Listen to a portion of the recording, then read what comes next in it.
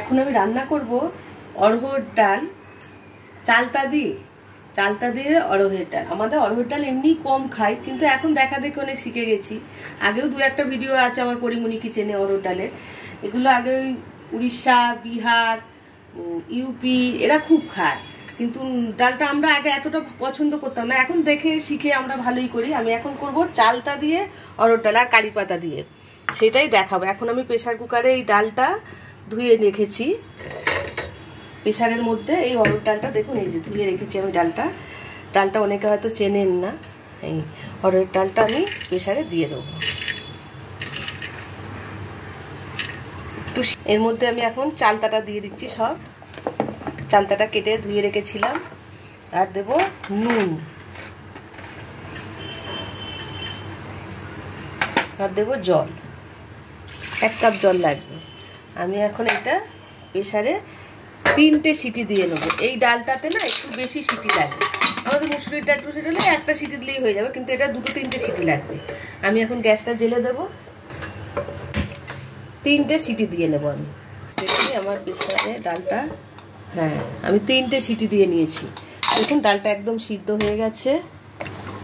দেখুন ডালটা একদম সিদ্ধ হয়ে গেছে, গলে গেছে।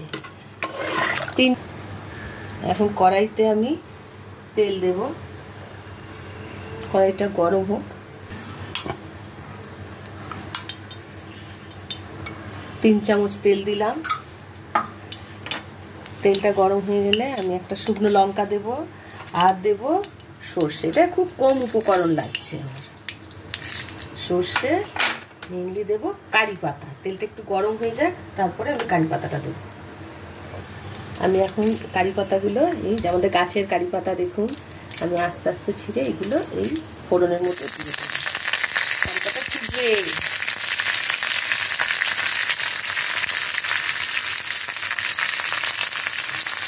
ভালো করে একটু নেড়ে চেড়ে নেব। কারি পাতাটা ভাজা ভাজা হয়ে গেছে। এখন আমি এই ডালটা কড়াইতে ঢেলে দিলাম।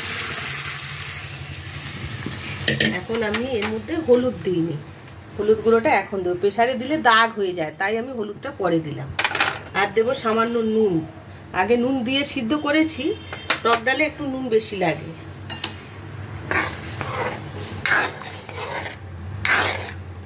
যদি টক বেশি কেউ খান, তাহলে এই চালতাগুলো একটু ডলে দেবেন, থেতো করে দেবেন। আর যদি কম টক খান, তাহলে আর থেতো করতে হবে না, এভাবেই হয়ে যাবে। রেডি হয়ে গেছে চালতা দিয়ে অরহর ডাল। আমি এখন নামিয়ে নেব। কড়াইটা, গ্যাসটা বন্ধ করে দিলাম।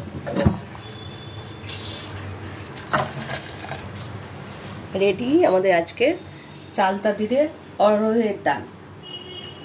অরহর ডালও বলে অনেকে, অরহর ডাল, অরহর ডাল, কারি পাতা ফোড়ন দিয়েছি, সর্ষে ফোড়ন দিয়েছি, চালতা দিয়ে অরহর ডাল।